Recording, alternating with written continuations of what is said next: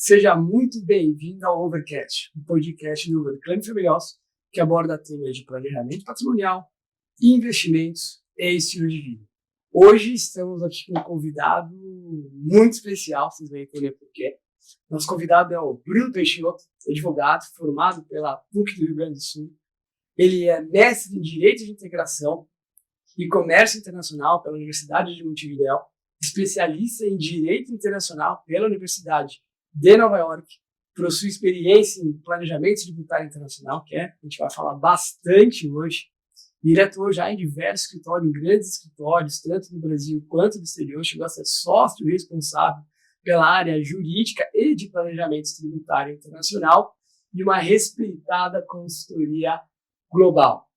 Bom, além disso, ele participou do programa da Link na Universidade de Chicago e é sócio da BP Tax. Seja muito bem-vindo, Bruno. Vamos falar bastante de planejamento tributário adicional, mas antes, roda a vinheta.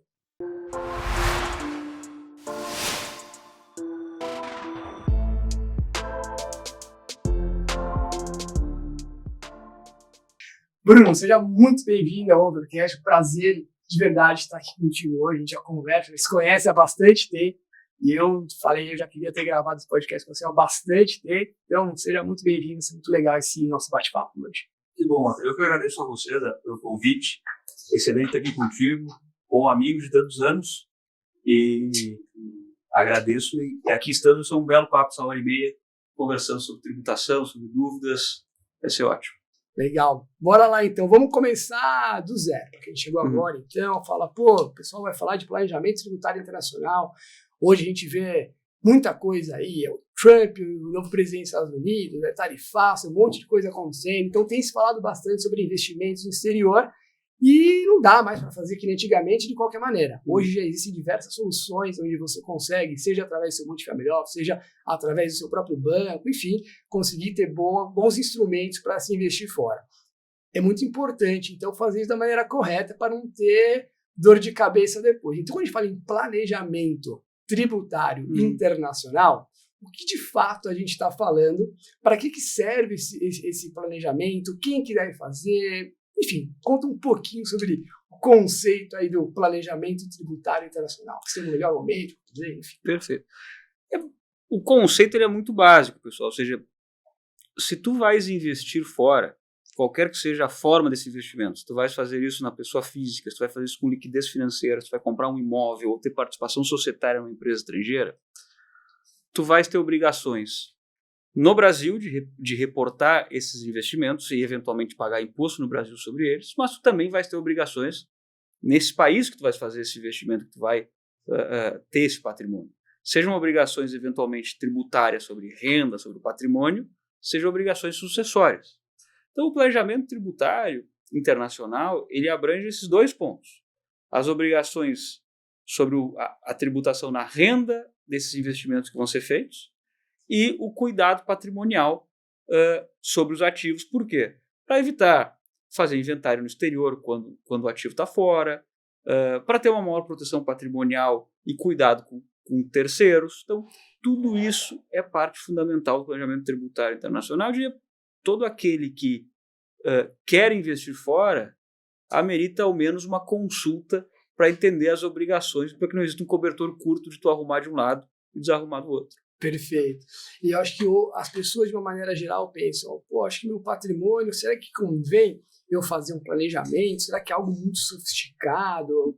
Não sei, será que... Enfim, não sei se convém eu fazer agora, se não vem.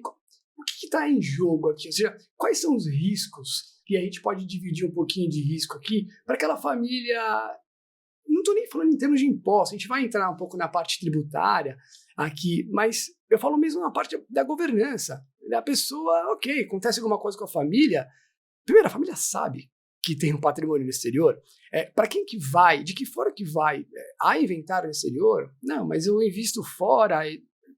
Como é que fica essa situação em termos de governança para facilitar? O planejamento tributário internacional também faz isso, né? Não é só evitar imposto, fazer você pagar menos imposto, é se organizar mesmo. Né? Isso, acho que o grande cuidado, e por isso que a palavra planejamento tributário internacional, o conceito é muito amplo. Então é claro que tu podes ter aquele cliente que vai ter um investimento de maior monta e, obviamente, vai demandar um planejamento razoável, mas mesmo aquela família que quer alocar, por exemplo, $100 mil fora do Brasil. E $100 mil é muito dinheiro, não digo que não é. Mas talvez uma estrutura ou algo não faça sentido. Mas essa família, é importante que ela tenha uma consulta com um profissional. Por quê? Porque, eventualmente, pode ter imposto a sucessão na jurisdição que o ativo está. Se ela tem uma conta individual, essa conta individual, no dia de amanhã, vai ter que fazer inventário onde está naquela jurisdição. Por quê? Porque, como princípio do direito, o inventário é feito onde está o ativo. Então, se tu tens uma casa na Suíça, uma conta nos Estados Unidos, uma outra casa nas Bahamas e ativos no Brasil, e tu não tem isso organizado, são 4 inventários que os herdeiros não têm que fazer. E, por exemplo, $100 mil é muito dinheiro? É muito dinheiro, mas ao mesmo tempo, se tu não cuida disso, contratar um advogado nos Estados Unidos para fazer essa sucessão vai custar metade desses $100 mil.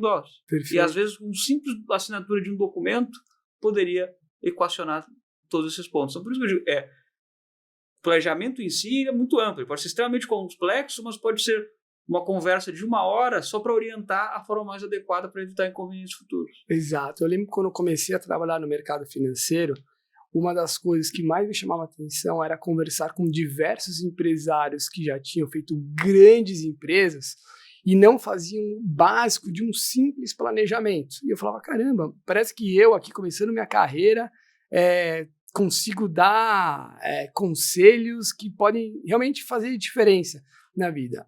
E eu percebo que a complexidade do mercado financeiro durante muito tempo gerou um problema para as famílias no sentido de querer dificultar demais algo que não necessariamente precisa dificultar. E eu aprendi uma frase contigo ao longo desse tempo, que eu roubei ela de você, precisaria dar os créditos sempre que eu falo para um cliente, que você me falou uma vez o seguinte, Walter, dificultar um planejamento patrimonial é fácil, difícil é descomplicar. Então, às vezes, a gente sai querendo fazer um monte de coisa mirabolante, porque é um mundo complexo, no sentido, caramba, mudou a lei, agora tem uma nova lei, mas na Suíça é uma lei, nos Estados Unidos é outra, mas eu sou brasileiro, mas eu já morei fora, mas eu faço uma PIC, eu faço uma offshore. Então, às vezes, a gente fica, e a gente pega alguns conselhos pela metade e acaba fazendo algo que é muito sofisticado, às vezes nem precisaria. Às vezes uma simples assinatura, que a gente falou, resolveria. Às vezes não.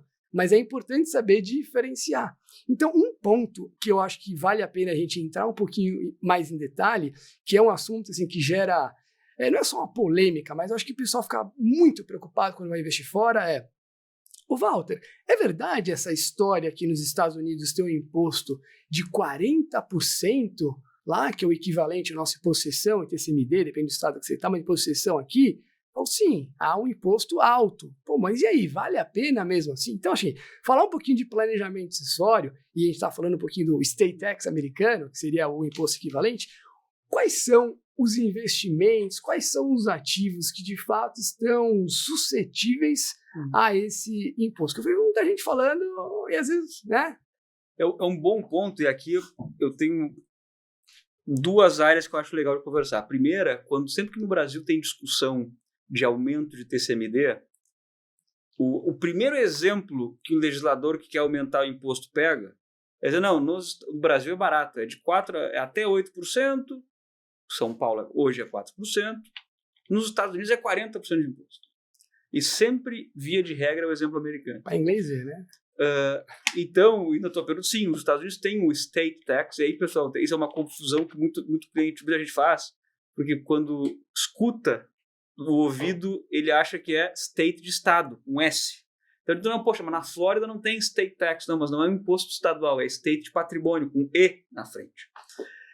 Mas esse imposto pro americano, ele vai de 18% a 40%, então ele não é 40%. Só que ele só, para o americano agora, com a aprovação da One Big Beautiful Bill do Trump, a linha de isenção são $15 milhões. Nossa. Então, o americano, ele só paga imposto à sucessão do patrimônio que superar os $15 milhões. Mas, se ele é casado, se são cônjuges que declaram em conjunto, e nos Estados Unidos, regime nupcial não guarda relação com declaração de imposto de renda. Tu pode estar casado em separação de bens, via de regra, tu vai fazer a tua declaração em conjunto, porque as alíquotas são mais amplas, então tu tem isenções maiores. Perfeito. Esse limite dobra, vai para 30 milhões de dólares. Então tu só vai pagar imposto de 18% a 40% que supera isso. Então são pouquíssimos os states, os espólios, que recolhem esse imposto nos Estados Unidos. Perfeito. Ao contrário, a classe média americana não paga esse imposto. Perfeito. Tá? Mas a lei tem uma pegadinha, que é a seguinte: isso é para o americano. O não americano, o não residente americano, que tem ativos americanos, determinados ativos americanos, essa linha de isenção, que é de 15 milhões, cai para 60 mil dólares. Olha só, uma diferença pequena, né? E esse fato gerador é territorial. É a transferência patrimonial em território americano desse ativo americano. O que é ativo americano, pessoal? E aí não são todos, também é uma outra confusão muito comum. Por exemplo, tu tens bonds americanos que, se eles entram dentro de uma regra chamada Portfolio Loan Exemption, mesmo um bond emitido nos Estados Unidos, um Treasury americano, ele não entra ele é um ativo isento para fins de apuração desse imposto. Agora, ações de empresas americanas, ETFs emitidos nos Estados Unidos, os REITs, os Real Estate Investment Trusts, que são os equivalentes aos fundos imobiliários americanos, os mutual funds americanos, e além disso, cash, liquidez, dólar, em corretora, esses 5 ativos são ativos americanos. Então, se a soma deles superar 60 mil dólares, ou se tu tens uma empresa americana que tem um ativo, uma casa, imóvel, obras de arte, automóveis, ou seja, tudo isso são US Citus Assets, são ativos americanos. Se a soma deles passa de 60 mil dólares, tu potencialmente pode ter inventário nos Estados Unidos, se tu tem uma conta individual ou se tem uma empresa americana que tu é o único sócio, teus herdeiros vão ter que fazer um inventário nos Estados Unidos com isso. Mas, além disso, tu vais ter o imposto à sucessão. E não se confundam, pessoal, pode ter uma conta conjunta ou uma conta chamada Transfer on Death, que é uma conta individual onde tu já estipulas o herdeiro. O fato está, houve a transferência de A para B. Perfeito. Tá? A diferença é que tu não vai precisar do inventário. Mas, ainda assim, tu vai ter o imposto a pagar, que vai de 18% a 40% do que supera os 60 mil dólares. E dentre essas contas, também é importante ter uma diferença, que é o seguinte: a conta conjunta, ela não é bloqueada em caso de sucessão. A gente tem que cuidar da questão de Brasil, de como declara, etc. Mas a conta conjunta não há bloqueio de ativos. Nessa conta Transfer on Death, se tu tens mais de 60 mil dólares de ativos americanos, a conta fica bloqueada. E ela só é desbloqueada quando o fisco americano emite uma carta chamada Transfer Certificate, dizendo que aquele espólio, aquele state, nada deve. Só qual o problema, pessoal? Não é o problema, mas qual o ponto da emissão dessa carta? O recurso está bloqueado. Então, para que tu pagues o imposto, tu tem que pegar de outro lugar, porque ali está bloqueado o recurso. Perfeito. 2, sabe como é que se paga esse imposto? Por cheque. Cheque? Cheque. Como os incas faziam. Cheque. Um cheque. Certo. Manda pelo correio o cheque. Tá? Um formulário. Então, tu ainda vai ter que lidar com, provavelmente, um outro membro da família, vai ter que ir para os Estados Unidos, se ele não tem uma conta nos Estados Unidos, fazer uma transferência, ir no banco, pedir um cheque ao IRS e, junto com o formulário que tem que ser preenchido, mandar o cheque junto pelo correio. Nossa Senhora. E depois de que isso é feito e protocolado, o prazo que o IRS hoje tem de processar esse formulário é de 18 a 24 meses. Nossa Senhora. Então, por isso, voltando ao ponto inicial dos 100 mil dólares, da pessoa que quer muito dinheiro, mas tem que ter cuidado, por quê? Imagina que tu tens uma conta de 100 mil dólares numa instituição financeira americana, que tu tens 60 mil dólares em ações da Apple e 40 mil dólares em liquidez. Pronto. Se não está uma conversa de 20 minutos, tu tinha organizado, olha, não compra esse ativo, compra outro ativo que não é americano, ETFs que não estão nos Estados Unidos, fundos que não estão nos Estados Unidos, bonds, ou se tu for querer comprar essa posição em carteira, compra com uma empresa offshore, depois a gente vai conversar sobre isso, para evitar esses inconvenientes. É uma conversa de 20 minutos. Teria evitado tudo isso. Olha que coisa legal aqui, nessa primeira parte da conversa, falando de planejamento sucessório internacional, quanta coisa que a gente conseguiu conversar aqui. Então, está claro na minha cabeça, existem duas coisas. A primeira coisa é o estate tax, que é do patrimônio. E uma outra coisa que é o probate, é o inventário. Então, você vai precisar abrir o inventário. Esse TOD, esse Transfer on Death, ele elimina a necessidade de abrir o inventário. Então, a gente pode falar que ele evitaria o gasto com tempo, enviar cheque, porque não precisaria abrir inventário. Seria um grande benefício, mas ele não resolve todos os problemas, porque depende dos ativos que você tem, ainda vai ter que pagar um imposto que aumenta, pode chegar a 40%. Lá nos Estados Unidos, por exemplo, né? Eu falo nos Estados Unidos aqui porque a grande maioria dos brasileiros investe nos Estados Unidos. Então, tem algumas situações que a gente precisa cuidar aqui. E falando de imposto de sucessão, esse estate tax. E no Brasil, a gente tem o TCMD. A gente sabe que o TCMD é uma lei estadual, andou mudando, reforma tributária, provavelmente a partir do ano que vem, progressiva, precisa ser, enfim, vai ser aqui em São Paulo 8%, porque é flat, ok. A gente paga lá e paga aqui também. Tem que emitir uma lei complementar, será emitida? Será que a lei complementar que será emitida será na mesma magnitude do imposto? Como é que está essa história? Tem que pagar lá, tem que pagar aqui, paga nos dois? Como é que funciona? Hoje, pessoal, vamos lá. O que acontece é o seguinte, o ITCMD, Imposto de Transmissão, Causa Morte e Doação, ele é um imposto que a Constituição Federal, está previsto no artigo 155 da Constituição Federal. Ele diz o seguinte: quando o ativo está no exterior, os estados poderão tributar mediante lei complementar federal. E, pessoal, lei complementar pode parecer algo simples, mas na hierarquia de normas, tá, norma constitucional e lei complementar é a segunda. Precisa de fórum privilegiado, de fórum substancial no Congresso Nacional, duas rodadas de votação, o que uma lei federal ordinária não ocorre. Então, o que aconteceu foi, desde 88, jamais houve essa lei complementar federal. 88. O que os estados fizeram? Os estados cansaram de esperar, fizeram a legislação estadual dizendo, olha, vou tributar mesmo sem lei complementar federal. Um contribuinte de São Paulo entrou na justiça e disse o seguinte, olha, não existe lei complementar federal, você não pode me tributar, você não tem essa capacidade. A lei estadual não substitui a exigência da Constituição. E o STF, em abril de 2021, decidiu que o contribuinte tinha razão. E essa decisão teve repercussão geral, teve efeito erga omnes. Então, todos os casos tiveram a mesma solução. Essa decisão ela restringiu em duas hipóteses. A transmissão causa mortes, ou seja, mesmo quando a pessoa que faleceu e o herdeiro estão no Brasil, são brasileiros, residentes no Brasil, não haveria essa tributação. E quando o doador, aí pessoas em vida, mas quando o doador e o ativo está no exterior, e quem recebe o donatário está no Brasil, também há essa isenção.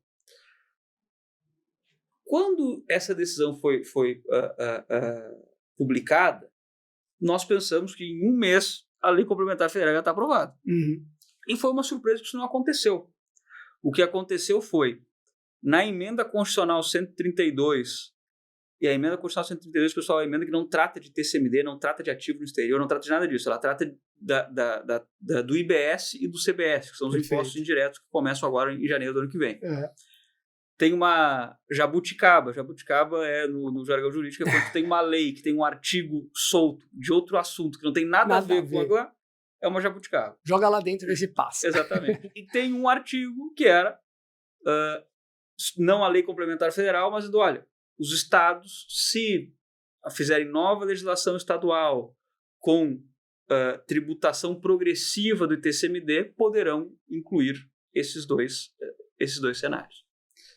O que acontece hoje é que, por exemplo, São Paulo ainda não tem essa mudança de lei. A Secretaria da Fazenda de São Paulo, até teve um caso muito famoso que foi do Silvio Santos, tentou, com a legislação anterior, dizer, não, eu já tenho a legislação velha, como a emenda constitucional foi aprovada, eu posso tributar. E não, porque a emenda constitucional foi muito clara em dar as premissas, nuances e a forma escalonada de tributação. Então, agora, na Assembleia Legislativa de São Paulo, há um projeto tramitando para fazer o ITCMD. São Paulo iria de 2 a 4, se não me falha a memória. Então, ele não chegaria no 8, no teto constitucional, no teto da legislação. Então, o São Paulo poderia voltar, por exemplo, a cobrar ITCMD em causa mortes. Isso, pessoal, o Brasil é renda global. Então, com isso aprovado, vai haver essa tributação que vai ser, na verdade, uma equiparação à tributação que tu já tens hoje sobre os ativos que tem aqui no Brasil. Mas nos Estados Unidos ou qualquer outro país, você tem que cuidar. Se você tem um apartamento em Paris, a França tem imposto de sucessão. Perfeito. Se você tem um apartamento em Nova York, os Estados Unidos têm imposto de sucessão. Então, aí entra o planejamento patrimonial, os cuidados que tu precisa ter para que tu consiga contornar. E, bom, se tu vives no Brasil, o imposto no Brasil está devido, mas ao menos tu não tem que pagar nos outros países. Perfeito. E esse aumento se houver essa lei complementar, enfim, que os estados podem, de São Paulo, ir de 2% a 4%. E a gente tem uma reforma tributária, onde com a progressividade chegaria a 8%, por exemplo. Nas minhas continhas aqui tem uma diferença de 4 para 8. Abriria um espaço para um planejamento tributário internacional para, ao invés de se pagar esses 8%, pagar 4%, fica uma pergunta aqui meio capciosa para você, porque se a lei está desse jeito e chega até 4%, podendo ser 8% e aqui 4%, não abre um espaço? Porque o que acontece é o seguinte, a norma estabelece que é até 8%. Então, cada estado tem a capacidade de legislar como bem entender.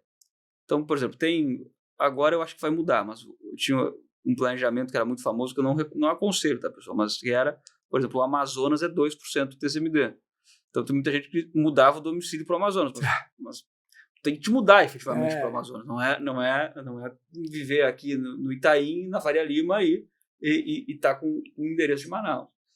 Outra coisa que muitas pessoas têm feito, já, obviamente, pessoas de patrimônio mais elevado, é uma saída fiscal do Brasil. Perfeito. Então, efetivamente, se mudam a outro país, onde não há imposto à sucessão, onde há benefícios tributários. E aí, claro, com o correto planejamento, com uma mudança de controle de empresas no Brasil, para que não tenha sucessão no Brasil para evitar, e que os herdeiros tampouco sejam residentes fiscais brasileiros, bom, aí tu consegues organizar uma sucessão, potencialmente até sem impostos. Uau, a gente vai falar disso bastante também, viu? Tem muito cliente nosso que tem algumas perguntas referentes a isso. Mas então vamos falar de outras soluções, ok. Eu acho que de todas as famílias que a gente atende que tem patrimônio no exterior, umas 80% dessas famílias já tem um planejamento tributário internacional com uma empresa offshore, que, lembrando, é totalmente legal abrir uma empresa offshore. Né? Às vezes as pessoas, agora não tanto, mas no passado recente, as pessoas, mas pode ter dinheiro fora do Brasil? Não sei quem tinha uma offshore. Então, é legal ter, né? Você pagar os impostos, declarar direitinho, mas você pode. E a gente tem algumas soluções. Vamos falar um pouquinho sobre, na ótica sucessória primeiro, tá? Depois a gente fala um pouquinho da parte do imposto de renda, ganho de capital. A offshore, ou a PIC, né, Private Investment Company, quais são as vantagens no cunho sucessório que elas oferecem para os investidores? Bom, primeiro, a definição de offshore, quem deu foi o fisco americano. Para os Estados Unidos, qualquer empresa que não é americana é uma empresa offshore. Uma empresa brasileira é uma empresa offshore. Às vezes, a gente tem alguns clientes brasileiros se mudam aos Estados Unidos e tem uma empresa offshore, por exemplo, como veículo de investimento. É a primeira coisa que eles me dizem no call, dizem, Bruno, preciso fechar a minha offshore porque nos Estados Unidos é ilegal. Não, mas tu não é empresário no Brasil, tu não vai seguir com a tua empresa brasileira? Sim, é exatamente o mesmo tratamento. Eventualmente, por fins tributários americanos, a gente poderia encerrar a empresa offshore que tem o ativo financeiro, mas absolutamente não é nenhuma ilicitude. A offshore, ela é importante porque ela vai organizar o teu patrimônio. E lembra que a gente conversou no início. o fato gerador, ele está onde está o ativo. Se eu tenho uma empresa offshore num país que não tributa a sucessão e a renda, e essa empresa tem, por exemplo, uma conta de investimentos nos Estados Unidos ou na Suíça, e tu tens um imóvel nos Estados Unidos que está dentro de uma entidade americana, uma empresa limitada americana, mas que é controlada por essa empresa offshore, tu não tiveste nenhuma transferência patrimonial na Suíça ou nos Estados Unidos. Ela ficou no país, na jurisdição da companhia. Perfeito. Então, toda essa discussão de state tax, de imposto à sucessão, de inventário nos Estados Unidos, ela fica afastada, ela não existe. E se tu quiseres, tu podes organizar a sucessão dentro da companhia de uma forma que se evite inventário também na jurisdição da empresa. Então, se o acionista vier a faltar, os herdeiros vão receber esses ativos rapidamente, sem precisar de inventário, e tampouco inventário no Brasil. Tá? Por quê? Porque o inventário é feito onde está o ativo. Tem uma adesão, a legislação brasileira estabelece isso, e teve uma adesão recente do STJ chancelando isso. Então, o juízo no Brasil não tem capacidade de inventariar ativo no exterior, seja ele na pessoa física ou na jurídica. Tá? Então, por isso é importante. Então, interessante esse ponto aqui. Então, com a offshore a gente consegue organizar, eliminar state tax americano, porque a empresa não está. E um erro, né, falando aqui não diria erro, talvez, mas uma estratégia que talvez possa ser equivocada do ponto de vista de quem adquire imóveis, principalmente nos Estados Unidos, é que a gente sabe que nos Estados Unidos a responsabilidade civil é levada muito a sério e é muito recomendável se ter um imóvel dentro do que eles chamam de LLC, né? Só que para fins de state tax, a LLC não necessariamente, dependendo de onde ela esteja, evita a state tax, certo? Não, ela não evita, porque o fato gerador segue o mesmo, transferência patrimonial em território americano de ativo americano. Se eu tenho ações, units, de uma empresa americana que tem um ativo americano embaixo dela, eu vou ter um imposto de sucessão de qualquer forma. Perfeito. E vou ter um inventário de qualquer forma. Por isso que, via de regra, tu crias a entidade estrangeira para controlar essa empresa limitada, essa Limited Liability Company nos Estados Unidos. E aí ficaria exatamente como a offshore, que detém os ativos financeiros, que por estarem fora também eles estão suscetíveis ao state tax americano. E isso, pessoal, fazendo um complemento, isso não é só do brasileiro. É qualquer estrangeiro que invista nos Estados Unidos. O que muda, às vezes, é a jurisdição que tu utilizas como empresa offshore em função do país de residência do investidor. Por exemplo, o Brasil tem uma regra. O Chile tem outra regra. Portugal tem outra regra. Espanha tem outra regra. Então, a depender de onde é a residência do investidor, tu vais alterar a jurisdição daquela companhia. Mas a premissa americana permanece sempre a mesma. Perfeito. E existem algumas outras alternativas também de tipos de planejamento sucessório. E eu acho que primeiro eu vou começar falando sobre a joint tenancy, que é uma estrutura, uma cláusula, se a gente pode falar assim, que a gente usava bastante no passado, que eu até acho que as pessoas não tinham o completo entendimento dos benefícios, talvez sim, mas como ela de fato funcionava e o porquê que ela deixou de ser interessante, dado uma normativa que saiu. Vamos falar um pouquinho da joint tenancy, como é que ela funciona e por que talvez hoje tenha outras alternativas, a gente entra um pouquinho em trust daqui a pouco. Maravilha. A joint tenancy, pessoal, e aí, Walter, vale não só para a joint tenancy como empresa, mas também na joint account, na pessoa física, tá? Quais são os cuidados que tu tem que ter? O que é essa cláusula? Joint tenancy with right of survivorship, tá? Que é o nome completo. É uma copropriedade. Então, por exemplo, cônjuges ou pais e filhos são cotitulares em conjunto de determinada participação societária. Qual o ponto? Evita o inventário, porque é como um condomínio. Se um faltar, fica para o outro e assim sucessivamente. Mas, antes, isso não estava no nosso ordenamento jurídico. Então, o que, via de regra, muitas pessoas faziam era o primeiro titular, aquele que integralizou o ativo, declarava e os outros não declaravam absolutamente nada. Ou seja, por físico ninguém ficava sabendo quem estava em joint tenancy e a gente não tem, ou não tinha, um paralelo aqui no Brasil. Ou seja, a conta conjunta não é igual. Exatamente. É diferente. É diferente, exatamente. Então, o que acontece? Quando veio a nova legislação de tributação no exterior, que foi a Lei 14.754, em dezembro de 2023, e a Instrução Normativa de março de 2024, a Receita Federal do Brasil ela equiparou a joint tenancy a um condomínio. Ela disse que todo mundo tem que declarar. O todo. Então, todo mundo tem que declarar 100%. Então, isso, na minha opinião, vai gerar celeuma, vai gerar discussão.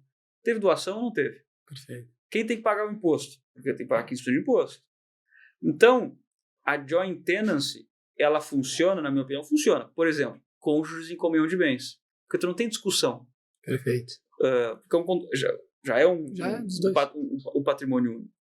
Mas fora isso, pode gerar discussão. Dou exemplos que aconteceram neste ano, pessoal. Pela primeira vez, nas declarações pré-preenchidas da Receita, ativos no exterior, não nos Estados Unidos, mas ativos no exterior, em qualquer outra jurisdição que não nos Estados Unidos, que são afetadas por uma troca automática de informação chamada Common Reporting Standard, a Receita, na declaração pré-preenchida, já dizia, olha, eu sei que tu tem isso aqui.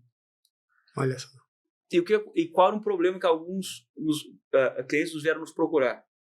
Poxa, Bruno, eu estou em joint tenancy com meu pai, mas eu não tenho nada. E o que acontece? Como a troca de informações do CRS, do Common Reporting Standard, é por beneficial owners na conta, e como tu é joint tenant, tu é um beneficiário, o banco está informando que tu tem a conta também. Então tu vai ter que tirar da tua declaração da Receita, não, isso aqui não é meu. Isso potencialmente pode gerar uma fiscalização, que tu vai ter que explicar. Então, esses como é que entra um patrimônio no exterior na sua conta se você não tem nem renda para conseguir esse patrimônio? Em joint tenancy, tá bom. Então quer dizer que você é cotitular, você é dono exatamente igual, tanto quanto, entre aspas, o titular, então você recebeu a título do quê? Foi doação?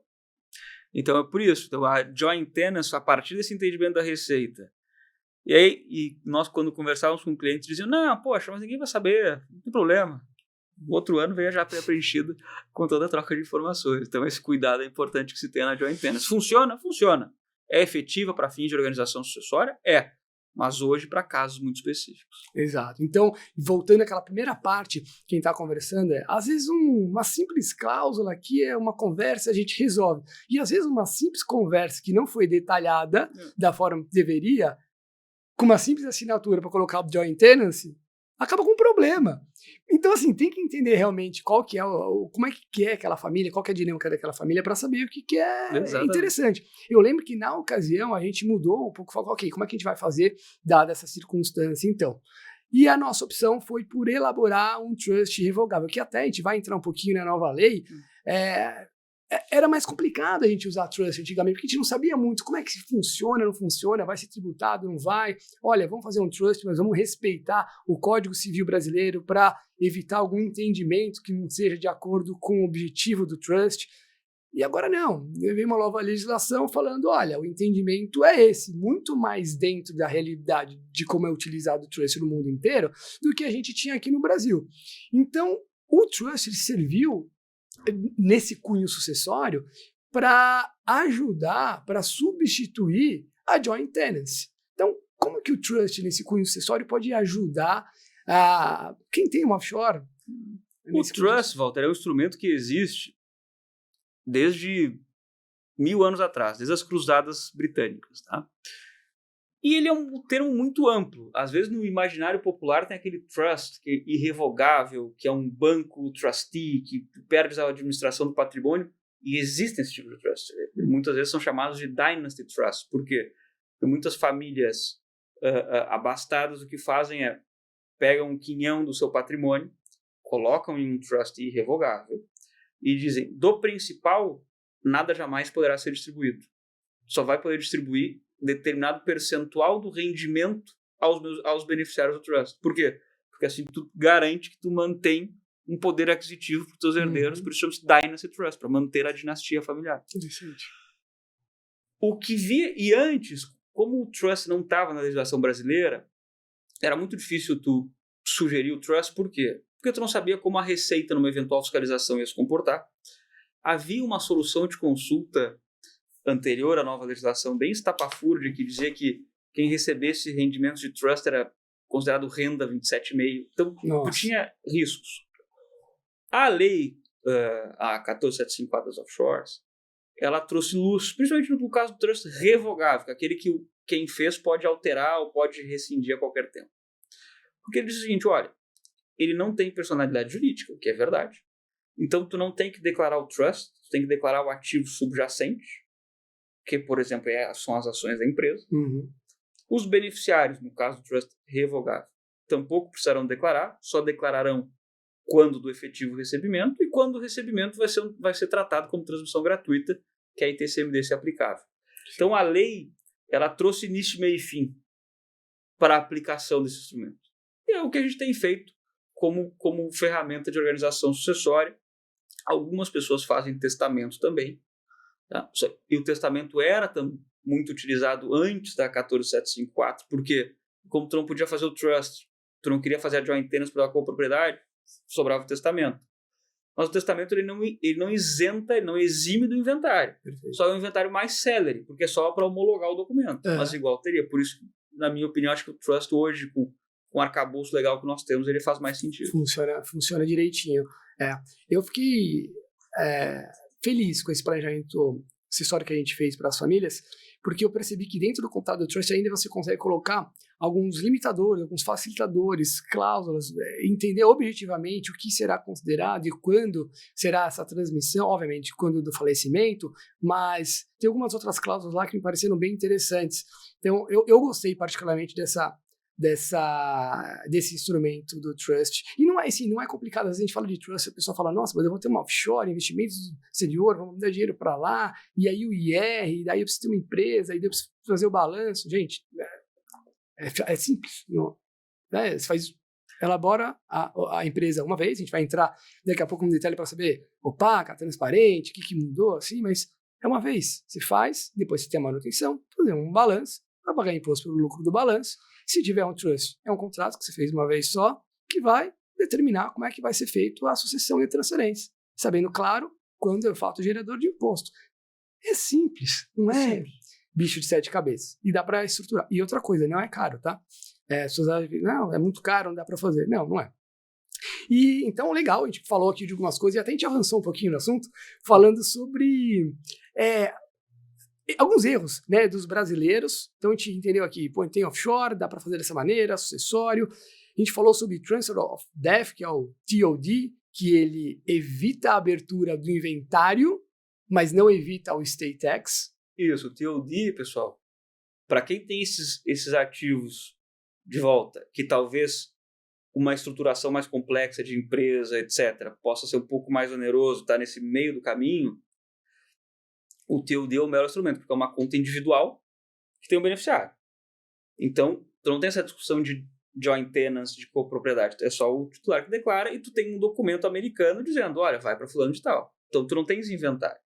Só tem que ter o cuidado de organizar com o teu financial advisor de que tu não tenha $60 mil em ativos americanos. Porque se tiver, vai ter todo esse problema. Exatamente. Ou seja, dependendo as pessoas que mandam dinheiro para fora, enfim, é comum você encontrar pessoas que tenham mais de $60 mil.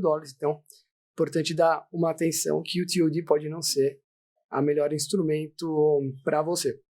Falamos da PIC também, a origem, né, do inventário aqui.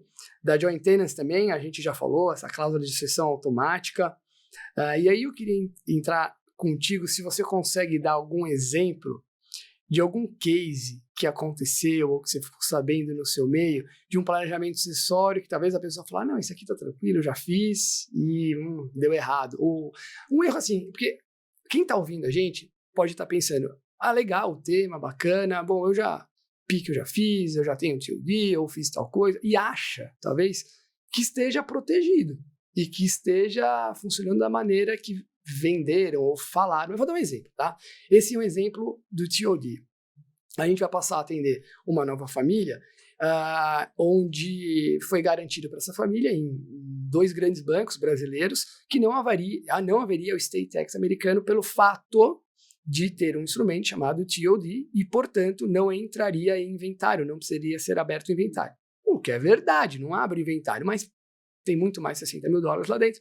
Pagaria, ou seja, a pessoa acha que está com planejamento ok, barato, porque é de graça, né? Você pega lá, faz um documento, e na verdade não é bem assim. Tem algum outro exemplo curioso, talvez, que você possa passar, que Tem, por exemplo, no ano passado, mais ou menos nessa mesma época, um assessor de investimentos viu uma conversa que eu tive, desses eventos que nós fazemos, e disse, poxa, Bruno, preciso falar contigo porque exatamente nesse quesito sucessório, porque eu tenho o meu maior cliente no Brasil tem uma posição de 15 milhões de dólares no exterior, com um banker lá em Miami, etc. E esse banker ele tem uma conta TOD e o banker diz, olha, fica tranquilo porque todos os ativos que tu tem na conta não são americanos. São ativos de Cayman, de Luxemburgo, emitidos fora dos Estados Unidos que não entram nessa conta de 60 mil dólares. Perfeito. Então, não haveria imposto à sucessão. O que tu acha, Bruno? Eu digo, olha, eu lamentavelmente não tenho 15 milhões de dólares na minha conta, mas via de regra, quem tem recebe dividendos de ações, juros de bonds, liquida um papel para comprar outro. Então, ele deve ter mais de 60 mil dólares na conta. Perfeito. Por essa razão. E, então, eu sugeri, pede para o cliente o extrato, e já era um senhor de mais idade, o cliente, que se preocupava com a questão sucessória, pede para o cliente o extrato, e vamos ver isso. Porque isso pode ser onde tu entras. Uhum. E dito feito, tinha 300 mil dólares na conta naquele dia. E, pessoal, quando bloqueia, não bloqueia os 300 mil dólares.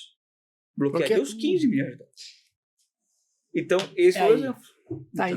Nossa Senhora. Tá aí. Se fosse falar dos 300 mil dólares, já seria um grande problema. Mas ele bloqueia tudo. Daí entra na história do cheque. Exatamente. Exatamente. Nossa Senhora. Interessante. Interessante esse ponto, viu?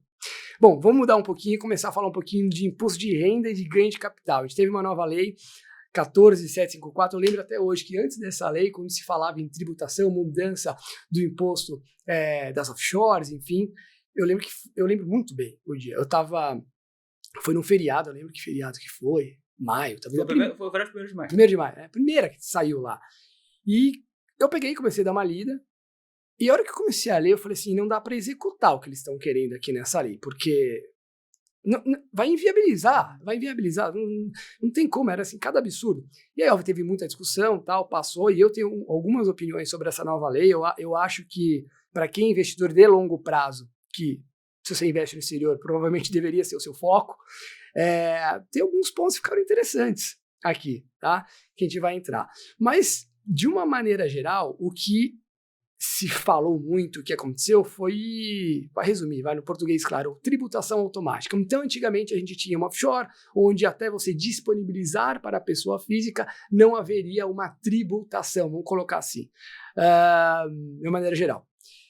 E agora, a partir dessa nova lei, independentemente se houve disponibilização do capital para a pessoa física, haverá uma tributação baseada no rendimento, no resultado do balanço. Como é que ficou essa história agora?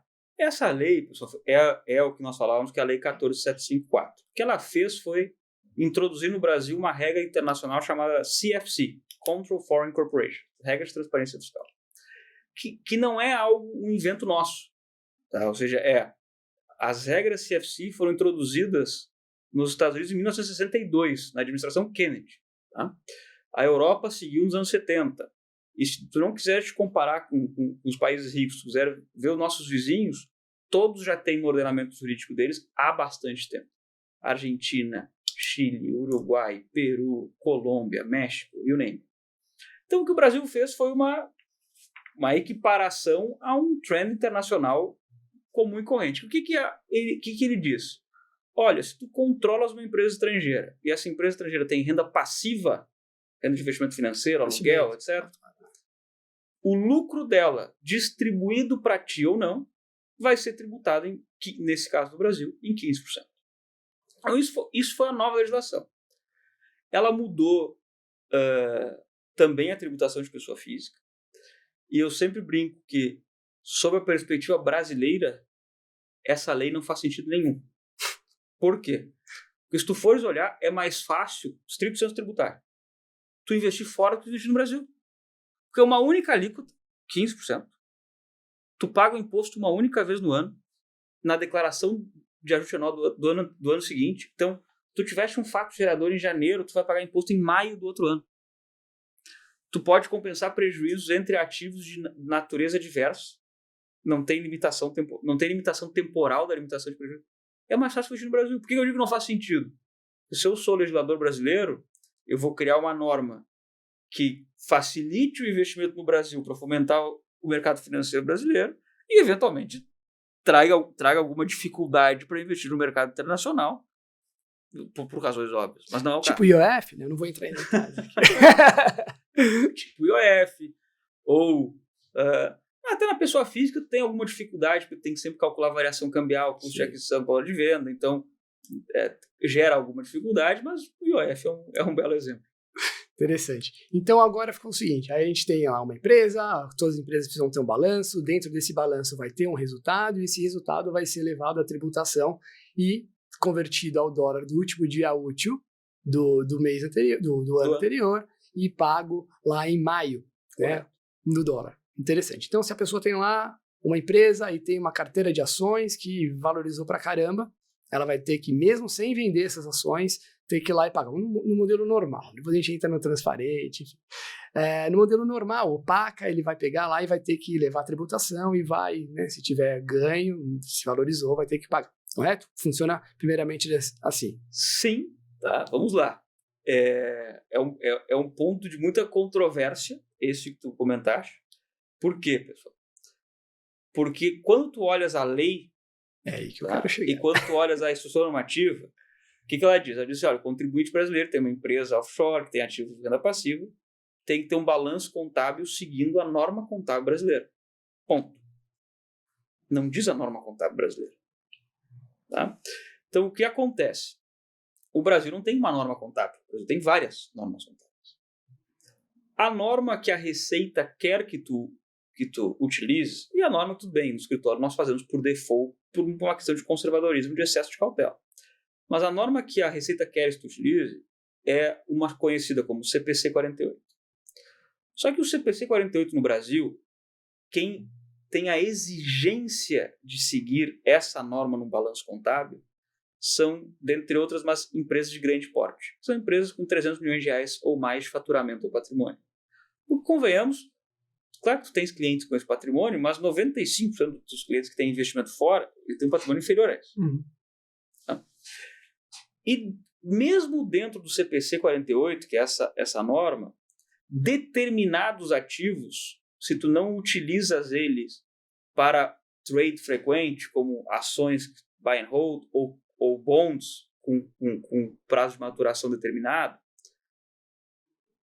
a variação positiva, a própria norma contábil diz que tu pode escolher se tu manda resultado ou se tu manda numa outra conta chamada valor justo por outros resultados abrangentes, VJORA ou em inglês, OCI, Other Comprehensive Income. Então, o que a Receita fez? A Receita, quando ela se deu, na minha opinião, quando ela se deu conta disso, ela publicou uma segunda edição de um Perguntas e Respostas, e tu claramente te dá conta que isso não estava, que eles presumiram uma coisa, que acharam que a norma contábil por default era essa, e se deram conta que não era. Por quê? Porque a lei foi publicada, foi aprovada e publicada no Diário Oficial da União. Uma semana depois saiu um primeiro Perguntas e Respostas, que nada dizia sobre isso. Em 15 de março de 2024 foi publicada a instrução normativa 2180, que tampouco disse nada sobre isso. Aí, em 30 de abril, teve a segunda edição do Perguntas e Respostas com acréscimo dessa pergunta e dessa automaticamente da resposta, dizendo, olha, eu entendo que tem que ser o CPC 48 com marcação a mercado. Por quê? Porque 30 de abril o programa do Imposto de Renda estava aberto fazia um mês. Então, advogados e contadores começaram a se dar conta de, olha, padrão contábil pode ser o CPC 48 com VJORA. Se tu tem menos de 70 milhões de reais, 72 milhões de reais do teu patrimônio, tu pode usar o padrão contábil de pequenas empresas, que é custo amortizado, ou seja, o valor do ativo permaneceria a custo de aquisição até a venda. E claro, a Receita, talvez o espírito da norma ela não tenha querido isso, mas o espírito de boas intenções, o inferno está cheio, já dizia a minha avó. Então, isso deveria estar previsto na norma. Não em Perguntas e Respostas. Se não está previsto na norma, tu tem que seguir a lei. Mas, enfim. Tá? indo à tua resposta, pessoal, e é o que nós recomendamos, sendo conservador, tu tem que ter a marcação a mercado no resultado. Então, sim, tu vai ter que tributar mesmo sem o resgate. Legal. A beleza de eu não ser advogado, nem especialista em planejamento tributário internacional, eu vou levantar algumas considerações aqui para tentar organizar minhas ideias. Então, vamos lá. Teve uma nova lei que diz que a tributação do rendimento, do resultado, deveria ser automático. E, para isso, eles falaram que precisaria ser conforme as normas brasileiras, a norma brasileira. O Brasil possui algumas normas. E, para a grande maioria dos investidores, a norma contábil brasileira está do seu lado, pois você consegue, antes de vender, por exemplo, uma ação, registrar no balanço a valor de custo e não a valor de mercado, segundo as normas brasileiras, que é a qual precisa ser utilizada segundo a nova lei, e com a CPC 48, que é o que a Receita gostaria que as pessoas utilizassem, ela disse num Perguntas e Respostas, se eu não me engano, foi na perguntinha número 32, alguma coisa perto disso, falando ao contrário. Ela falou assim, opa, peraí. É mais ou menos isso. A lei é isso, mas, na verdade, eu gostaria que você fizesse aquilo outro. Ou seja, quando você fala em conservadorismo, a lei diz uma coisa, Perguntas e Respostas diz outra. Para você ser conservador, você vai no formato contra a lei. Era aí que eu queria chegar, tá bom? Ou seja, não é para amadores, um planejamento tributário internacional. Não é para tá certo. Mas vamos supor que você foi lá bonitinho e tributou. Sua empresa, ela está tributada bonitinha. E aí entra alguns pontos que eu acho que é interessante nessa nova lei no sentido de quem investe para o longo prazo. Créditos de dividendos a receber. Então, para quem investe no exterior, tem muitas vantagens. Eu falo sempre para os meus clientes, olha, quem acorda, um americano acorda, ele fala, você precisa alocar, eu tenho 10 milhões de dólares para alocar, eu acho que eu vou colocar 90% no Brasil. Nenhum americano faz isso. O brasileiro acha que é super interessante colocar 90% aqui, 10 fora, e esse cara é o agressivo que coloca 10 fora. Mas vamos partir do princípio que, beleza, o cara foi lá, foi tributado. Este valor, uma das vantagens de investir no exterior é justamente se proteger contra a jurisdição brasileira, é ter ativos fora, investir em ativos internacionais, enfim, não vou entrar nos benefícios, que o papo aqui é outro, a gente pode fazer um outro podcast sobre investimento internacional que eu gosto pra caramba. Mas a ideia é o seguinte, ok, se acontece alguma coisa no Brasil, o câmbio, ele ajusta, por exemplo, a inflação. Então, se a gente tem um governo onde não consegue pagar as contas, gasta mais do que ganha, enfim, isso acaba de uma forma ou de outra estourando no câmbio no longo prazo.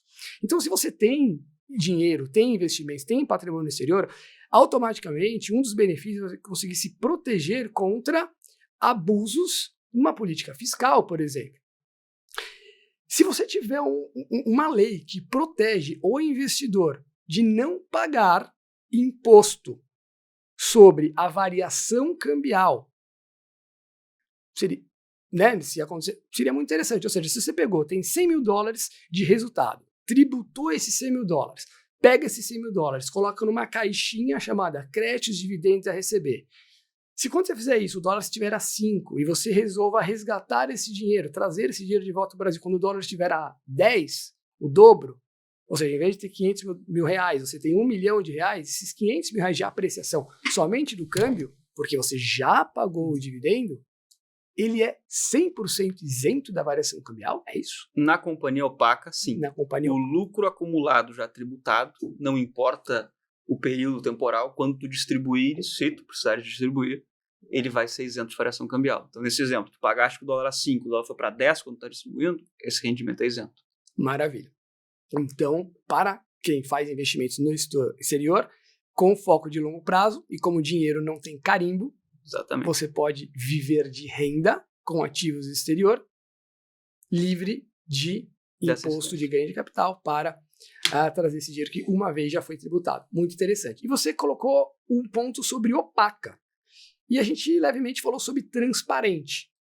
Opaca, a gente entendeu que é o modelo tradicional, normal, que a gente veio conversando. O que seria transparente? É algo que parece uma declaração de pessoa física que não tem uma empresa offshore? Como é que funciona? É exatamente assim. A empresa transparente, ela, para fins de tributação no Brasil do rendimento, ela é equiparação à pessoa física. Ou seja, tu declaras ativo por ativo, como estaria declarando na pessoa física.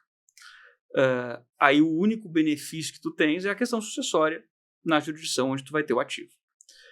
Qual o ponto da transparente, pessoal? A alíquota é a mesma, 15%, o momento de recolhimento é o mesmo, na declaração de ajuste anual.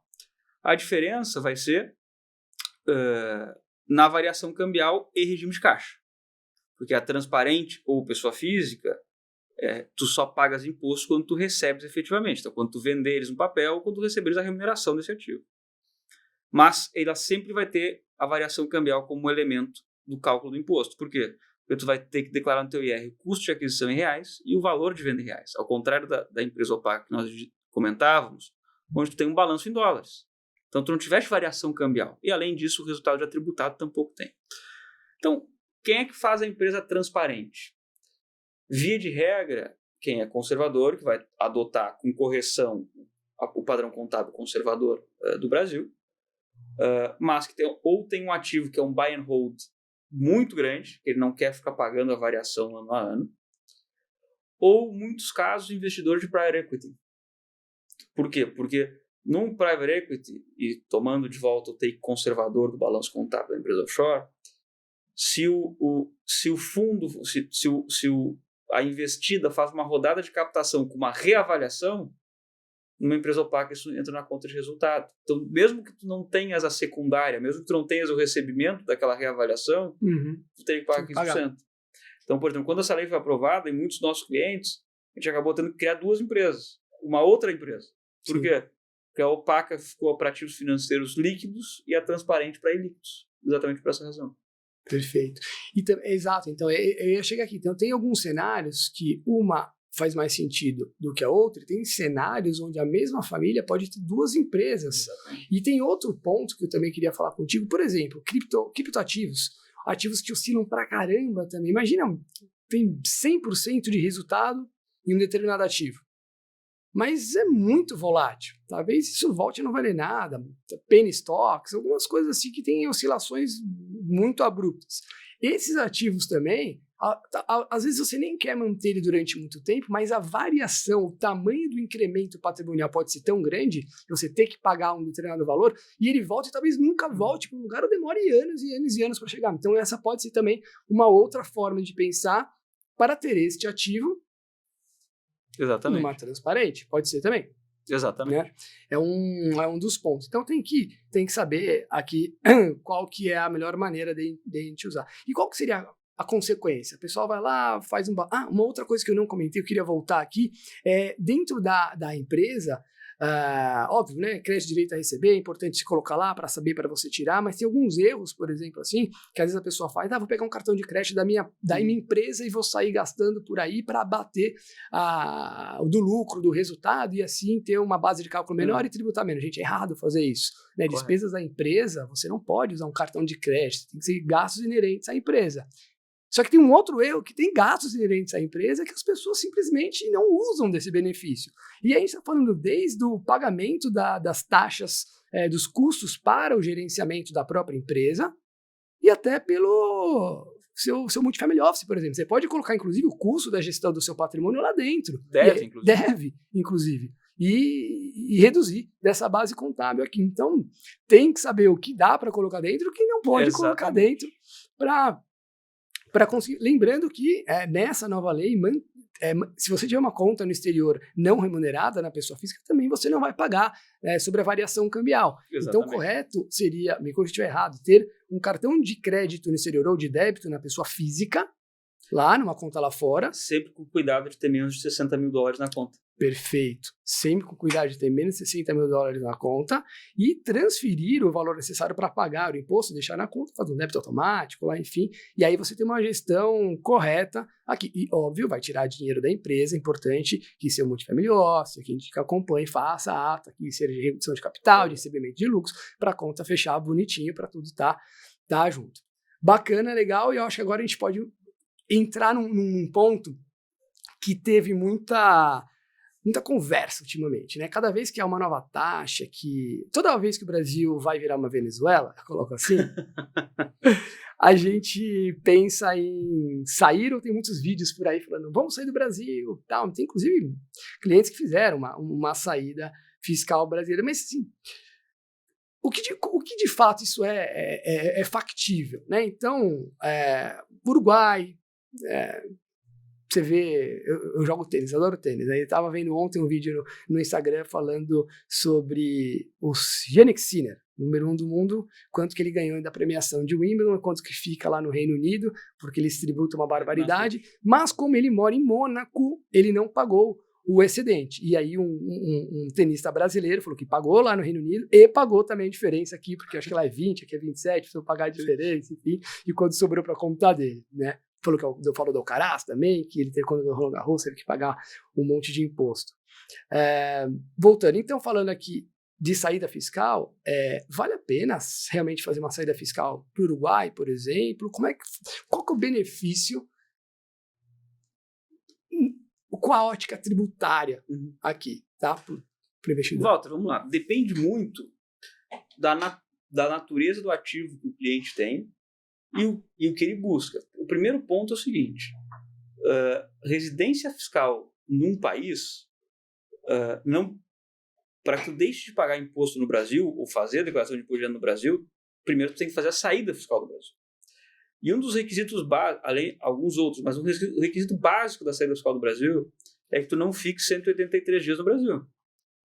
Então, se tu não consegues não ficar 183 dias no Brasil, já é uma solução que não funciona. Ela é inócua, tá? Não funciona. Mas se sim tu consegues, depende muito também de onde está a tua renda. Por quê? Porque se tu tens uma empresa brasileira que gera muita receita, muito caixa, muito lucro, tu vai seguir tributando no lucro real os 34% de RPJ e CCLL. Agora, o novo projeto de lei que provavelmente vai ser aprovado em agosto, mais 10% sobre dividendos, superar os 600 mil reais, isso não vai mudar. Mas, se tu fores para o Uruguai ou para Mônaco, hoje os pilotos de Fórmula 1, tenistas, moram lá, por quê? Porque Mônaco não tributa a renda global. Mônaco não tem imposto de renda. Então, tudo que tu recebas fora de Mônaco não é tributado. O francês não pode usar desse benefício, tá? Tem um tratado de Mônaco com a França, mas todos os demais países... Atenção, você francês, está vendo o podcast, essa não alternativa não funciona. E o Uruguai em parte, isso na América do Sul. Por quê? Porque o Uruguai também tem um critério híbrido, mas em parte territorial, e tu tens uma isenção tributária de 11 anos. Então, se tu tens a capacidade de ficar fora do Brasil por 6 meses e cumprir alguns outros requisitos importantes, o Uruguai pode ser uma alternativa. Por quê? Porque tu vai deixar de pagar 15% de imposto sobre os teus rendimentos para pagar zero.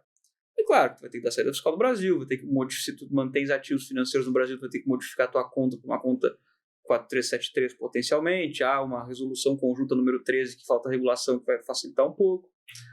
Tem alguns, mas tu pode ter uma economia patrimonial que não é trivial. Então, absurda, eu diria. Então, só para entender essa parte do Uruguai aqui. Interessante. Durante 11 anos, tudo que a pessoa física produzir de renda, de receita, não será tributado no Uruguai porque ele não está nem aí, assim como o Mônaco. Ué. Ele não está nem aí. Durante 11 anos. Então, se a pessoa tem uma empresa no Brasil e dá saída fiscal... Ela vai ter que seguir, ela vai seguir tributando o lucro da empresa no Brasil. Agora, se ela tem uma posição financeira elevada, manda essa posição financeira para os Estados Unidos, e esse lucro dessa empresa ela distribui, manda para o exterior e investe fora, todo o rendimento auferido nessas jurisdições não vão estar sujeitos à tributação no Brasil e tampouco no Uruguai, por exemplo. Perfeito. Então, aquela pessoa que pode ficar pelo menos 183 dias fora terá uma tributação em sua empresa equivalente à que ela já tem hoje, não menor, porém, o rendimento dos seus investimentos vai ser zero. Se tu alocares fora, vai ser zero. Tá. Então, tentando deixar mais claro aqui, se você é um empresário, toma cuidado para achar que a sua empresa não será menos tributada, mas se você é uma pessoa que está naquela fase de viver de renda, está aproveitando o capital, pode ficar 183 dias. Talvez tenha vendido sua empresa, é algo que você pode considerar. É perto. Quais são os requisitos patrimoniais para que uma pessoa consiga uma residência no Uruguai? Para você investir lá? É muito ordem de simples. grandeza? Quanto tempo demora? Na verdade, nesse exemplo do Uruguai, por exemplo, em Mônaco, tu precisa só alugar um apartamento e ter um depósito mínimo no banco lá em Mônaco. E no Uruguai, tu sequer precisa isso, tá? Porque o que acontece é, como o Uruguai é parte do Mercosul, o cidadão do Mercosul, de outro país, ele pode ter a residência uruguaia. Então, não existe nenhuma exigência de investimento, etc., para que tu tenhas essa benesse. São 11 anos, é o ano que tu aplica mais 10. Agora, se tu não faz nenhum investimento no Uruguai, tu precisas, para ser residente fiscal uruguaio, passar no país 183 dias do ano. Ah, entendi. Tá? Se tu compras um imóvel de mais ou menos $540 mil, por que eu digo mais ou menos? Porque a lei não estabelece valor em dólares, ela estabelece valor numa medida monetária chamada unidade indexada. Ah. Tá? Então, enquanto a inflação, cotação de peso, o dólar varia. Então, você diga aproximadamente. Aí tu pode ficar só 60 dias no Uruguai. Tá. Para ter a residência fiscal. E depende, e tem muitos clientes, por exemplo, que fazem isso, compram um imóvel de renda e passam 60 dias, vão à punta no verão e alugam uma casa. Então, tu não tem uma necessidade de limitação enquanto ao ativo imobiliário, localização ou uso. E se tu compras um ativo de um pouco mais de $2 milhões, tu sequer precisa passar nenhum dia no Uruguai. Tu já é residente fiscal uruguai, tem algumas outras variáveis também. Então, depende muito do que o cliente busca e do que ele quer fazer. Nossa, legal. Tem muitas alternativas aqui, então. É que às vezes a gente sai pensando em fazer 1000 coisas e a gente não dá devida importância para falar, caramba, você pode ficar 183 dias fora? É a primeira pergunta, exatamente. Não é tão simples assim quanto a gente imagina. Bacana, Bruno. Eu acho que a gente passou aqui por tanta coisa bacana, tanta coisa legal. Acho que o que fica aqui dessa nossa conversa é realmente a importância de um planejamento tributário internacional bem feito e principalmente atualizado. Não adianta nada a gente fazer um planejamento patrimonial muito bem feito há um tempão atrás, onde as leis eram diferentes e a vida daquela família era diferente. Talvez não tinha filho, talvez não era casado, talvez não pretendia morar ou pudesse ficar um tempo fora. Então, tem que se atualizar. As empresas também, às vezes você passa a ter empresas operacionais fora do país, diversas empresas, quer cuidar da sucessão, quer evitar um pagamento maior de imposto do que deve, mas tem que tomar cuidado para não fazer de uma maneira errada, para achar que não vai pagar o inventário, mas em compensação, ter todo o patrimônio bloqueado. Isso foi impressionante. Isso não ter muita coisa falando, sabe? Esse aí foi impressionante. Ter lá o patrimônio bloqueado por conta de, precisa pagar o inventário. Caramba. Muito legal a nossa conversa, hein? Algo que você acha que fala, olha, faltou a gente conversar sobre esse ponto aqui que foi... Não chegamos a conversar sobre isso, mas acho que é importante a gente falar. Não, pessoal, bom, só agradecer, foi ótimo. Não, acho que a gente conversou sobre tudo, só quando tu comentavas de variação cambial, eu lembrei de uma história. Quero ver. Que um advogado, eu escutei, não, o crédito não é meu, eu escutei de um advogado carioca, isso foi sobre variação cambial, sobre investir fora, que eu achei sensacional, foi a melhor definição, na minha opinião, eu não sou alguém de mercado financeiro, foi a melhor definição de por que investir fora. Esse foi um vídeo call que eu tive em abril de 2020, pessoal. Abril de 2020, vocês lembram, era no mercado financeiro, tu não sabia se até amanhã, porque era o início do Covid. E o dólar saiu de 4 e alguma coisa para 5,60. E por coincidência, nós atendemos a um banco americano grande nessa parte de tributação internacional. E tanto esse banco quanto um escritório conhecido do Rio de Janeiro nos indicou para que nós cuidássemos dessa parte de planejamento internacional para um cliente que estava avaliando enviar, à época, R$100 milhões para os Estados Unidos. E termina a reunião e o cliente pergunta para o advogado carioca, já o senhor de mais idade, fulano, o que o senhor acha? Devo enviar o recurso para fora, mesmo com o dólar a 5,50? Porque se hoje o dólar vai para 5,60, tu já imagina psicologicamente lá atrás como é. E a definição eu achei muito boa, foi o seguinte, ele falou para o cliente, fulano, olha, eu tenho 70 anos de idade, sou advogado já há 50 anos. Nesses 50 anos, eu já vi $1 milhão ser tantos cruzeiros, já vi $1 milhão ser tantos cruzados. E o Estevão é uma pessoa extremamente cartesiana. Ele passou por todas as moedas em ordem cronológica que o Brasil teve. Já vi $1 milhão ser $1 milhão, já vi $1 milhão ser $2 milhões, e acabei de ver agora $1 milhão ser $5 milhões. Nestes 50 anos de profissão, $1 milhão sempre foi $1 milhão. Eu achei espetacular, espetacular. É bem por aí. Né? Vamos usar o raciocínio lógico das coisas aqui e entender o seguinte: qual que é a moeda que se transaciona praticamente em tudo no mundo? Não é o real, é o dólar. Então, né, dólar, moedas fortes, euro, libra, aí você pode mudar um pouquinho, mas vamos pensar o seguinte: o dólar nunca ficou barato. Sempre que você vai mandar dinheiro para fora, mas será que o dólar não tá caro? Ninguém fala, será que agora é o melhor momento para mandar? Ou seja, será que não dá para cair um pouquinho mais? Ou será que o dólar sempre vai estar caro? Ele estava a cara a 2,30, dólar a 2,50, a cara a 3, a 4, a 5, ele vai estar caro a 6, ele vai estar caro a 7, ele vai estar caro a 8, ele sempre vai ficar caro, assim como o S&P sempre vai estar caro. Só que ele sempre vai estar caro a 1.000 pontos, a 2.000 pontos, a 3.000 pontos, a 4.000 pontos. Em 30 anos ele vai estar caro a, sei lá, quantos mil pontos ele vai estar. Exato. Quando nesses últimos tempos dos Estados Unidos, com esse turmoil que está tendo, eu escutei outro de uma frase que eu achei muito boa, comparativa. Diz, olha, os Estados Unidos sempre vai seguir sendo os Estados Unidos porque tu não tens um player de comparação. E os exemplos que eu achei muito legal que foi, porque a Europa é um museu, a China é uma prisão, o Japão é um asilo e o Bitcoin é um experimento. Então tu não tem um comparativo com os Estados Unidos. Segue sendo os Estados Unidos. Semana passada o Jim Dimon comentou na Europa, olha, eu se fosse você estaria preocupado, porque há 15 anos atrás o PIB da comunidade europeia era 90% do PIB americano, hoje é 60%. Então... Exato, eu concordo muito com a parte de investimento exterior, especificamente nos Estados Unidos. Tem um velhinho que fala Never bet against America. Acho que todos os podcasts eu faço alguma menção de alguma frase dele, porque realmente tem visão de longo prazo, não tem como investir em outro lugar, ou pelo menos também não investir nos Estados Unidos. Bruno, foi um prazer ter você aqui hoje no Overcast. É sempre bom poder falar com você, ter as portas abertas para conversar contigo, entender sempre o que está acontecendo. E obrigado, de verdade, obrigado por estar aqui. Acho que vai ser bacana para o pessoal que está ouvindo. E se você que viu esse podcast gosta desse tipo de informação, entra no YouTube ou no Spotify, Over Club Family Office, e lá vão ter aproximadamente uns 150 vídeos de diversos temas para que você possa aproveitar esse tipo de comentário. Bruno, mais uma vez, se quiser deixar alguma ideia, como é que o pessoal faz para te achar? Né? BPTax, enfim. Bruno, sócio da BPTax, quer olhar e quero trabalhar com planejamento tributário internacional, quero dar uma olhada nessa parte, como é que o pessoal faz para te contatar, para contratar seu serviço?